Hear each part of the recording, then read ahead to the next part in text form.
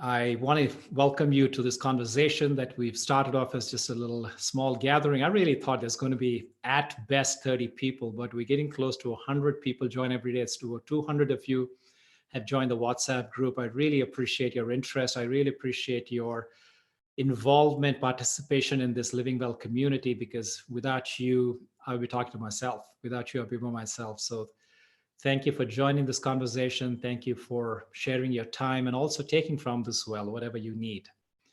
So I want to start off by talking about this phenomenon that's out there, this rhetoric around when do we get back to normal? And so normal is what? Who defines what normal is? And if you look at what is really the normal that we came from, is that the normal that we want to go back to? What elements, I'm not saying everything is bad, what elements of that normal that we came from into this abnormal, quote unquote, do we want to take with us when we go back? And what is it about that old normal that we came from that we want to leave, let go, maybe finish for good? Okay. So there is this idea of going back to normal. And you think about what is normal. Normal has been set by the people. Its normal has been set by what is the prevalent culture, popular culture, pop culture. So as the themes and trends change, as time changes, as the new fads come in, something is fashionable today, it wasn't yesterday, it won't be tomorrow. So that's the normal today, and everybody starts following it, right? So this idea of being the sheep is such a prolific, that's such a prevalent attitude amongst us human beings that we need to really question it and say, if that normal hasn't served us or has brought us to this point of breakdown, economically, socially, environmentally, and many other things, health-wise, etc., then we need to really ask ourselves, what is the thing that is something that we want to take back? And so the inquiry that I ask that you hold is, instead of asking, when do I get back to normal? Maybe the question really is, when do I get back to being natural? What is natural? So something that is natural is innate. Something that is natural is forever. It's eternal. Nature, yes, it has its changes, but being in tune with the nature of yourself, your being, your core, that unflinching, unchanging, unburnable, indivisible, that eternal core of you, now that is being in alignment with what is natural. And when you're in alignment with what is natural within yourself, you will see automatically you're in alignment with nature around us. Because remember, we are not separate. We are not some species that has come here to dominate. We don't control anything. We're not here to be masters of any other species or masters of nature. We are but a part of it. So what is that natural part of me that I first need to drop back into, which then makes me in unison, in harmony with nature?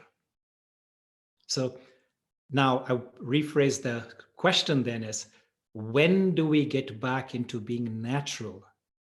That is the question I'm asking myself right now.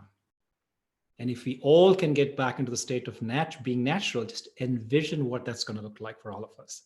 Envision how beautiful it is for all other species that are right now under intense stress because of the dominance of the ego-driven, the onslaught of the human race that is basically annihilating all other species on this planet. With that said, I'd like to jump into the meditation for today. So before we jump into the meditation, let's do a quick somatic stretch, some little body exercise that you can drop into your bodies before you drop into your heart. So I ask that you take some nice deep shoulder rolls. So pick up your shoulders, first move them forward, breathing out as you're going forward, breathing in as you're going back and up.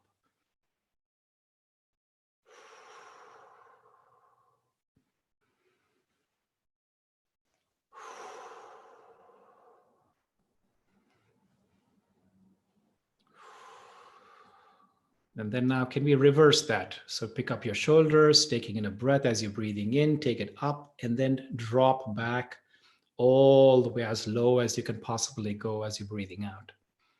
Breathing in as you go up, and then dropping all the way down, feeling a nice stretch in your shoulders, relaxing them, because we hold a lot of tension in our shoulders.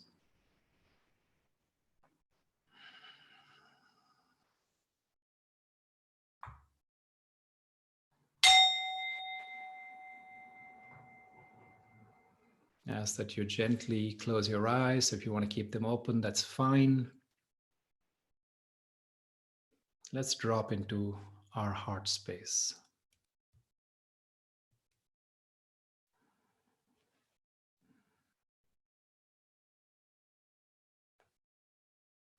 Notice if you're experiencing any destructive emotions such as anger, fear, or anxiety.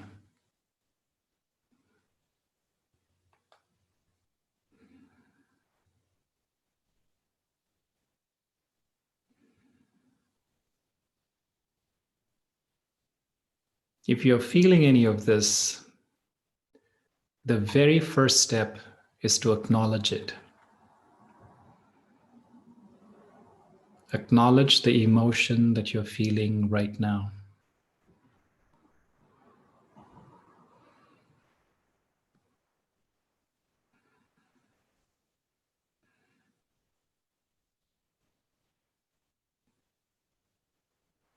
In this meditation, we will calm down and return to our original state of peace.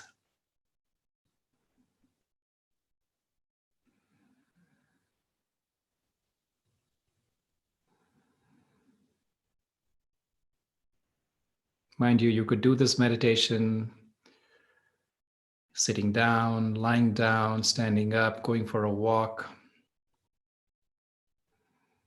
It doesn't matter. It's really about what's going on inside.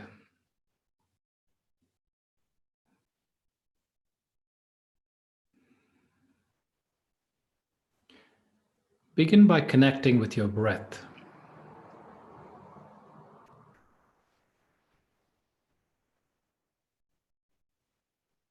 Breathing in deeply and slowly and purposefully into your diaphragm.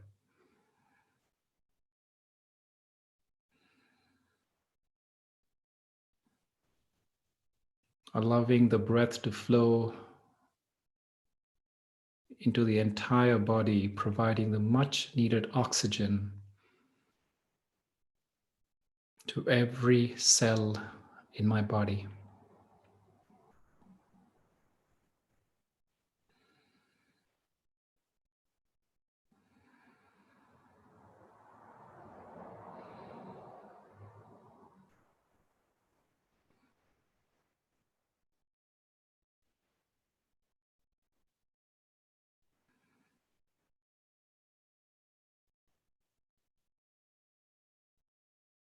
Remember that your true original nature is one of peace, love, and happiness.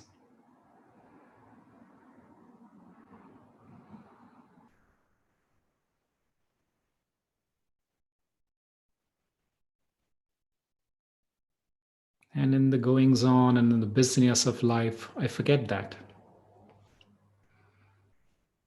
Breath is a very good way to connect back with yourself.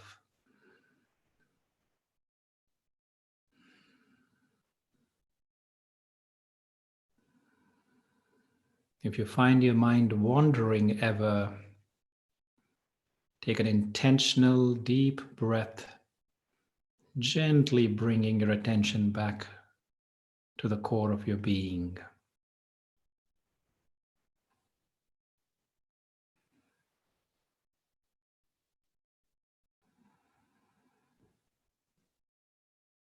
I breathe in calmness. And I breathe out and let go of any tension.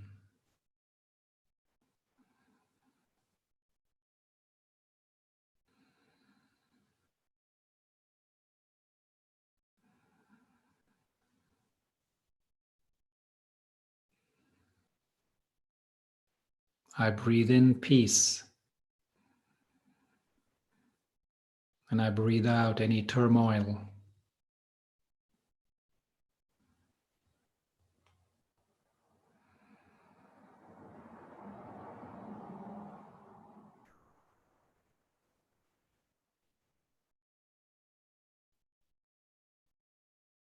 I breathe in love.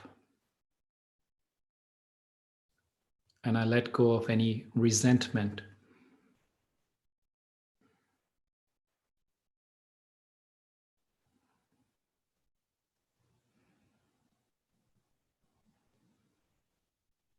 I breathe in happiness and let go of any clinging.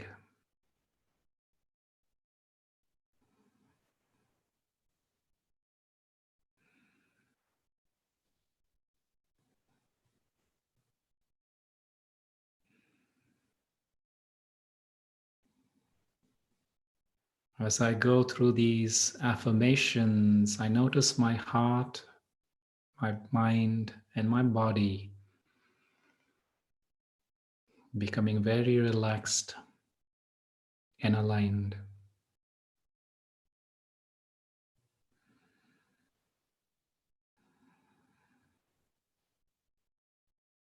I notice very slowly there is a sense of joy that is beginning to bubble up.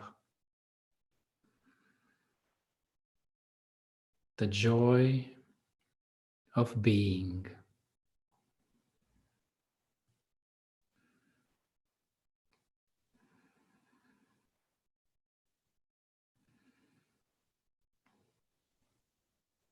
All forms of tension, anger,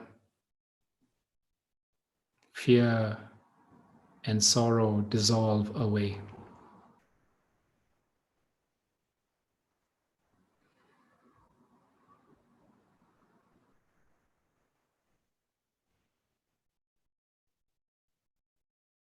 At this moment in time, I'm feeling tranquil and light.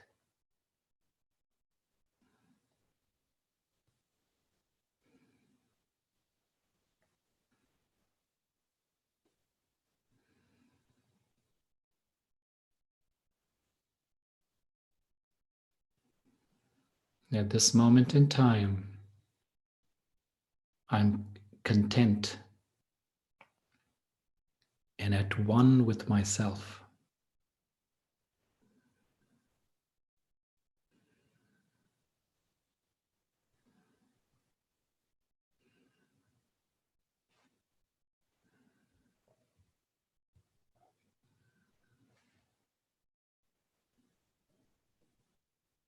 Now is the time for me.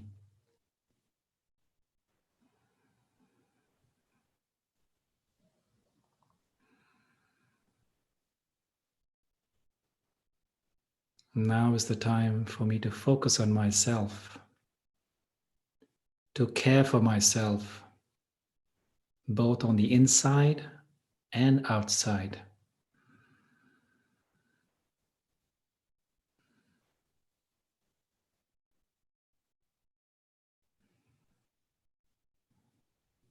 Now is the time for me to stop doing and start being.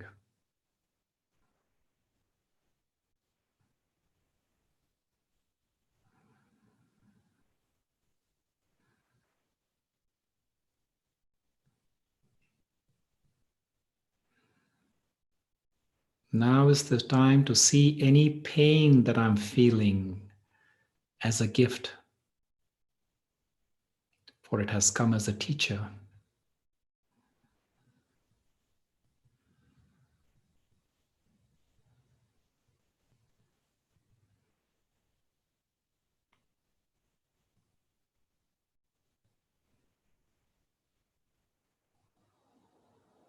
Now is the time to make the most of the time that remains for me.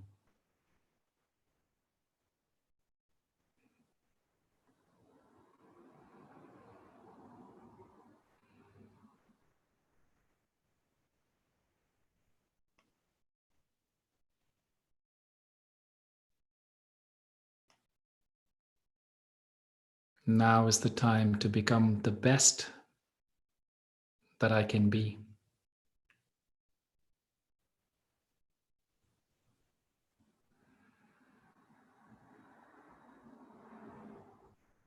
Now is the time to let go of any sorrow, tension, pain, guilt, blame, and shame, and become happy again.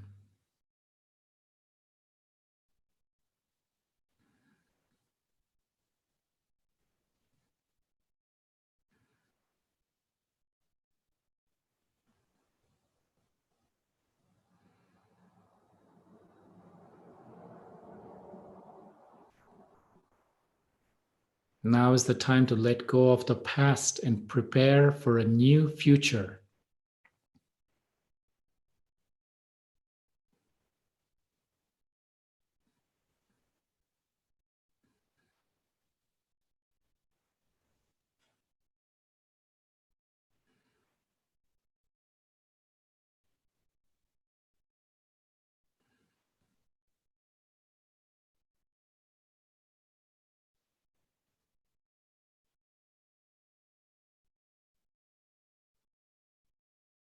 Now is the time to reach out with love, to forgive, and if necessary, make amends.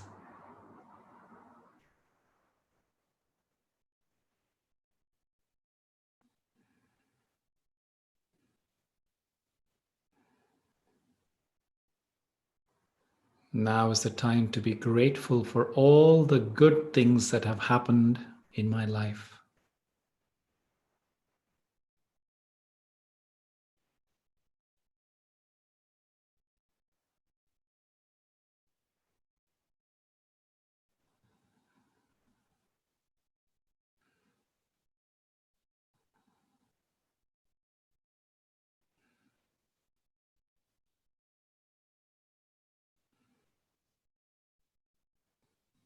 Now is the time to reflect on my life and appreciate all that I have given to the world.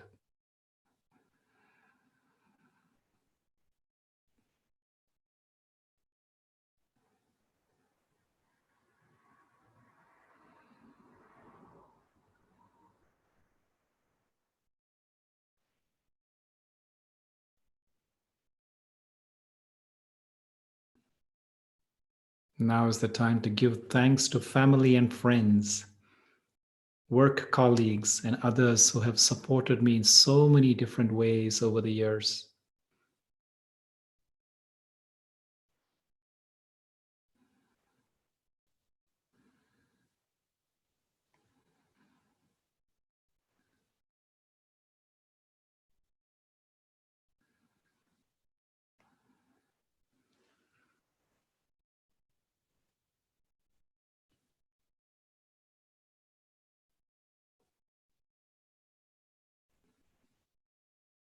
Now is the time to give thanks for the beauty, wonder, and sustenance of Mother Nature in all of its many forms.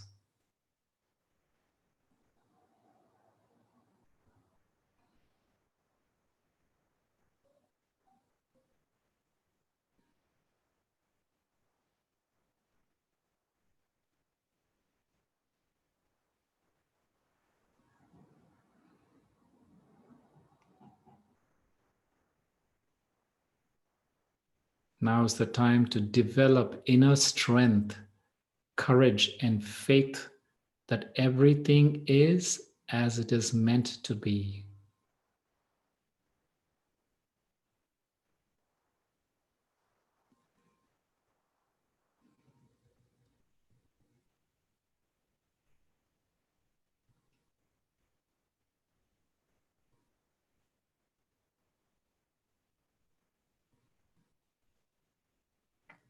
Now is the time to connect or reconnect with the divine and receive spiritual sustenance.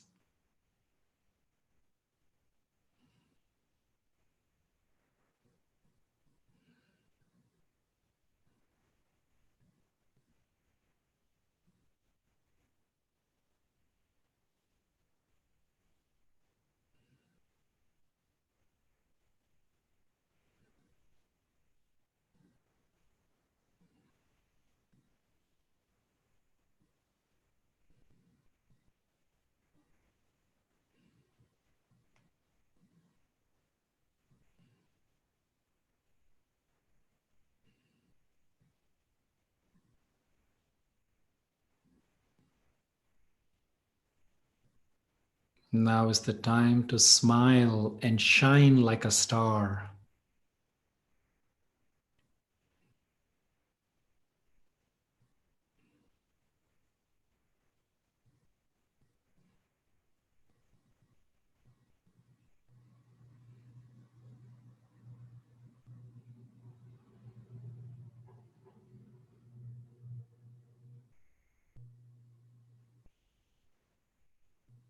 Now is the time to celebrate.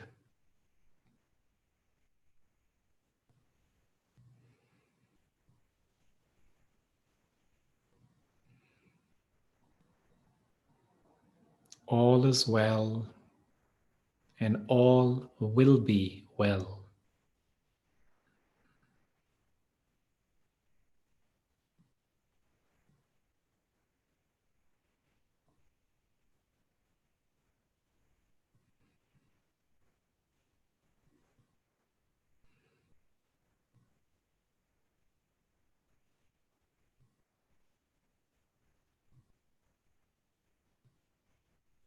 May this positive energy that I'm feeling right now reach everyone and everything in this world.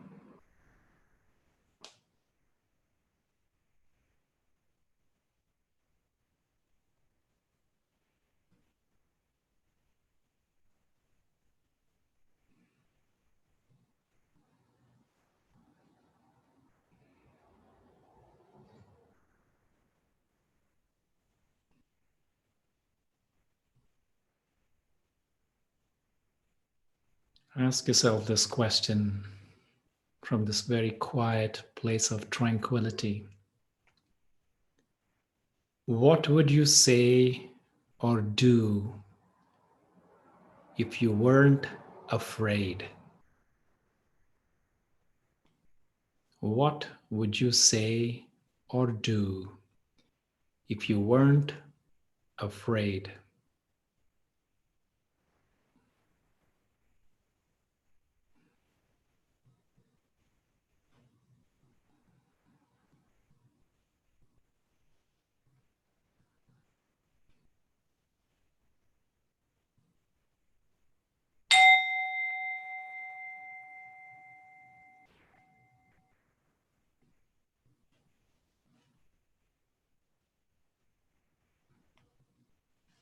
So at your own pace,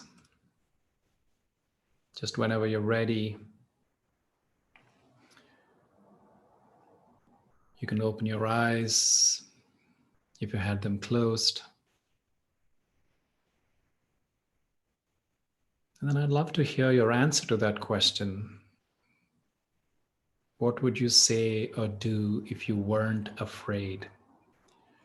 And remember, you can, when you type in your answers in the chat window, you can say everyone so that people can see your responses, but I will also read some of them.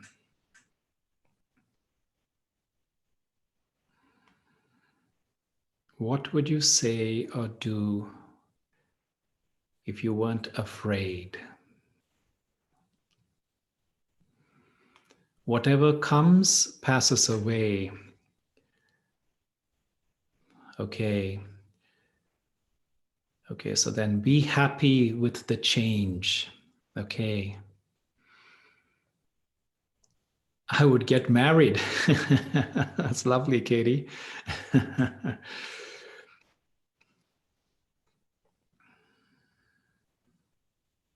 Okay, what else? What else would you do if you weren't afraid? This will pass. Yes, it will pass. I am happy where I am, how I am. Wonderful. Hug people, but scared of virus. Yes, how about a virtual hug for now? How about flying kisses for now? And then a few weeks later, we'll probably be able to do that in real. Live in light and love blissfully. Yes, live in light and love blissfully. Yes, smile. Blessings. Yes, do it. Start doing all of these things, folks. You are not afraid. There's nothing for you to be afraid. Take my life in a new direction. Yes, do it. Blessings from everybody in this circle to go live out your wish. I'm happy with my life at this moment. Happy to see changes in the world. People, yes. I would do more of those in need, more for those in need. Yes, yes. I would be myself. I would travel. Do it. But just also keep the environmental burden with travel. So try to be, if you see if you can be conscious about your travel.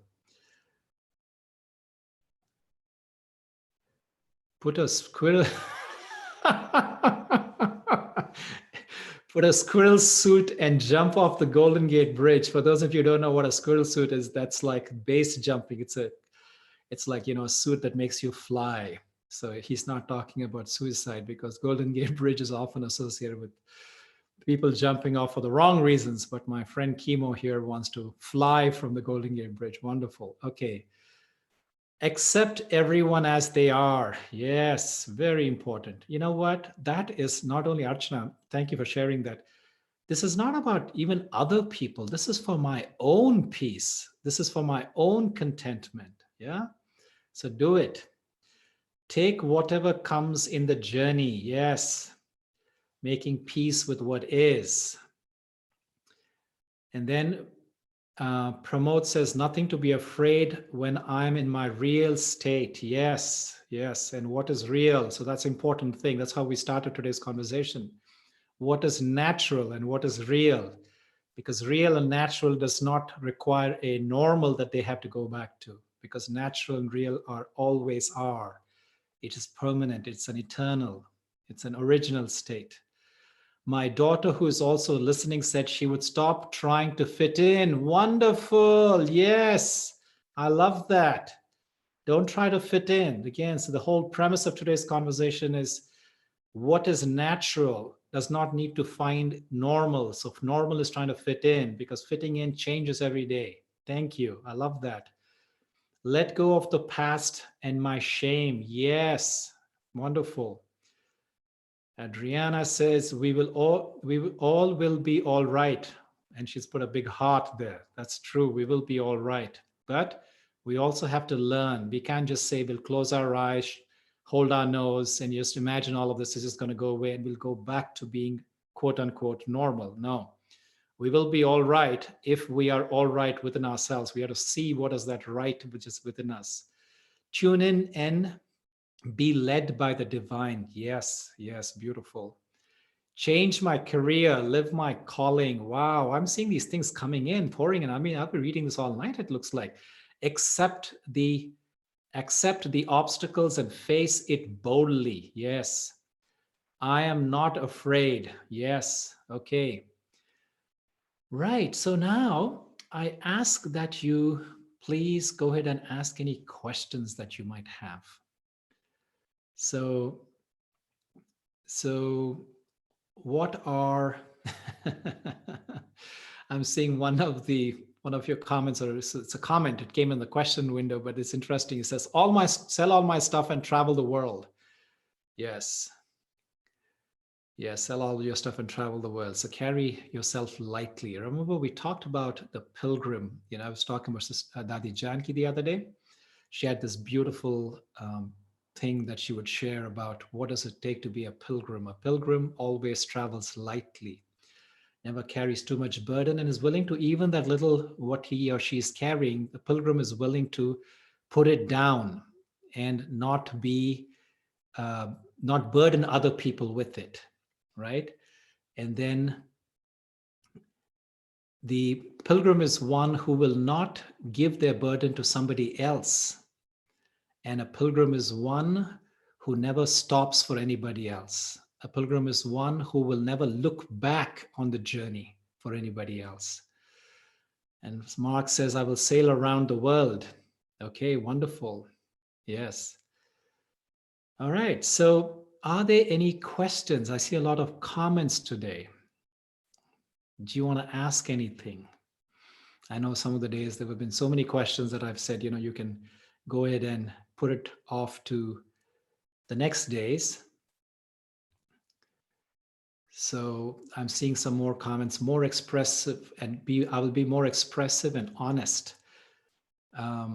Lynn says, support the voices that will bring about real change that we need to make to stop killing the planet and learn to live well without consuming out of scale. Amen, Lynn. Yes, we need to learn to do that. You see the premise for consumption, as I've understood it, is very simple.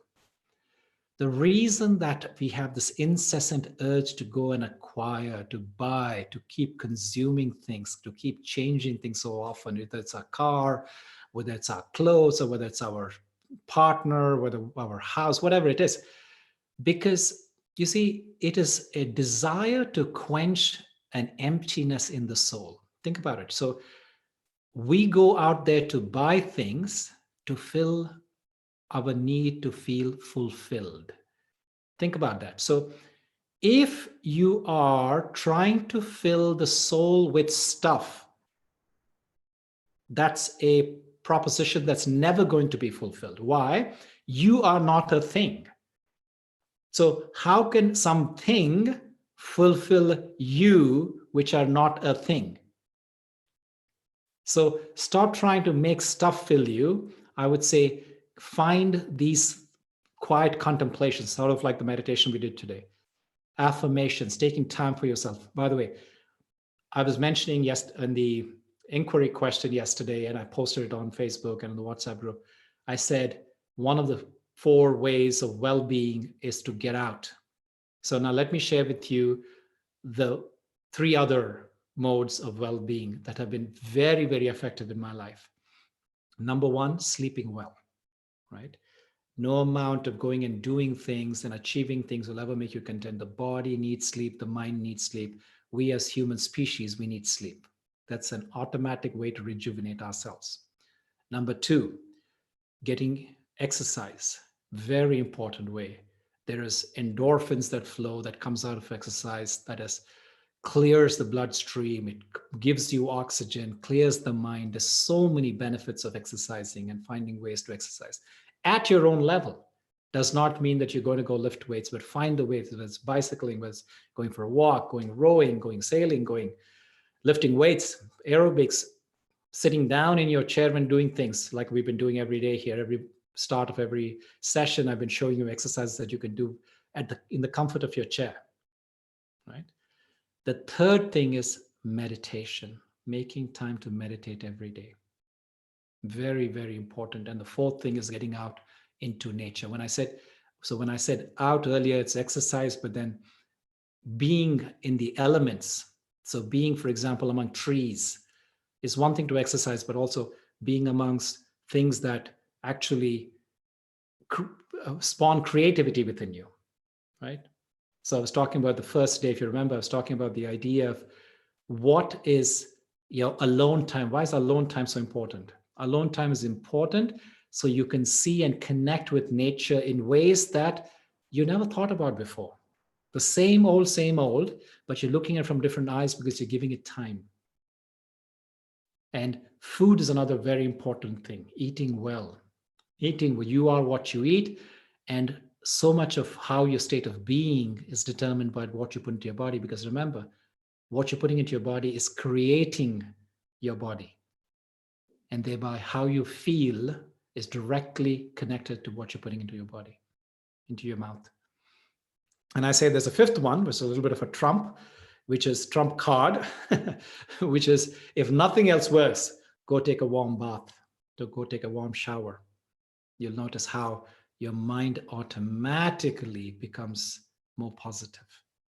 Okay. Okay, so there's a question here. It says, my daughter is asking, how do you help negative people without harming yourself in the process? Okay, so I'll just say this. I think it's Amina asking that question. Amina, I just want to say this from my personal experience. I've been on this journey of both practicing and also teaching for 20 years now. And I'll tell you, my biggest life lesson is you cannot change anybody. You can try and influence, you can try and share your wisdom when it is welcome, when it's solicited, when it's appropriate. But the biggest example you can serve is through your own being. The biggest lesson, the biggest message is your life. And that's what I'd say. My life is my message. You don't have to listen to anything that I say. You don't have to read anything that I've posted out there. And this is I really make a conscious effort to mold my life, which is going to be an example for the future generations through the choices. And it's a daily question of going back and examining your choices and your impulses. And how the onslaught of influences that other people, just like you're trying to influence in this particular question, but remember, you're constantly being influenced by other people. So then, very important to take quiet time, disconnect from everything else, sit with yourself and weed through those influences, right? It's like housekeeping, right? If you don't clear out the cobwebs, when you don't take out the trash that is built up, you don't clear the dust that is settled just by natural exposure, right? Just the entropy of life, you just get exposed and you pick up stuff from people. So it's very important to do housekeeping. And when you do housekeeping, you reflect your values. And I tell you, there's no greater lesson, no greater message than your life. Next question. How not to feel so hyper responsible? Yes, great question. This is a thing that it took me years to understand.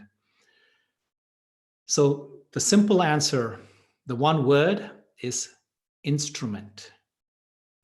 Okay, so what do I mean by that? I am an instrument for what I'm here to do in this world. Nothing is really my responsibility. I'm a guest. I'm come into this world with nothing, and I will leave this world with nothing. I've come into this world and I've been blessed with certain skills and certain talents that then gets either seen or probably sometimes not seen. And when it gets seen and when I get put to use, again, I'm an instrument. I'm an instrument that is bearing that responsibility for that period of time. There's so many beautiful stories in history about a king who wanted to relinquish all his kingdom. And he wanted to find the appropriate person to go give his kingdom because he's a responsible king. He wanted to relinquish it because of the burden that he was feeling. But at the same time, he didn't want to give it away that it'll be squandered. It'll be put into the wrong hands. So he heard of this great sage who lived outside the kingdom, sitting in penance in a forest. So he went to that sage and he says, Sage, I have a request for you. And he says, what is it? And he says, I want to find somebody responsible to hand over my kingdom. And I think you are the most appropriate person for this. May I give you this responsibility of ruling the kingdom? He says, yes, you can do so, but then I have a job for you. I have one single role for you. He says, what is it? He says, okay, you give me the kingdom and I will appoint you as the caretaker. Okay. And the king goes back, now having relinquished his role as the king, but now as a caretaker goes back and lives happily ever after. What changed there? Just the consciousness with which one is doing the role. If you take on this role that it is upon me to prove and get this done, that is going to be very hard on you. But when you take on this attitude of this is a role that I'm playing and I'm an instrument, I'm just a conduit for that greater force, that supreme being, what to call it, whatever divine name you want to give it. And I'm just fulfilling, I'm just playing that roles out. So that is the puppeteer and I'm the puppet. So I constantly checking inwards and upwards for guidance as I play out my role and my responsibility. Okay, so with that, we've come to the end of our time. You know, one of the things that I was feeling that as we are going through these questions, a lot of questions around negativity, around fear.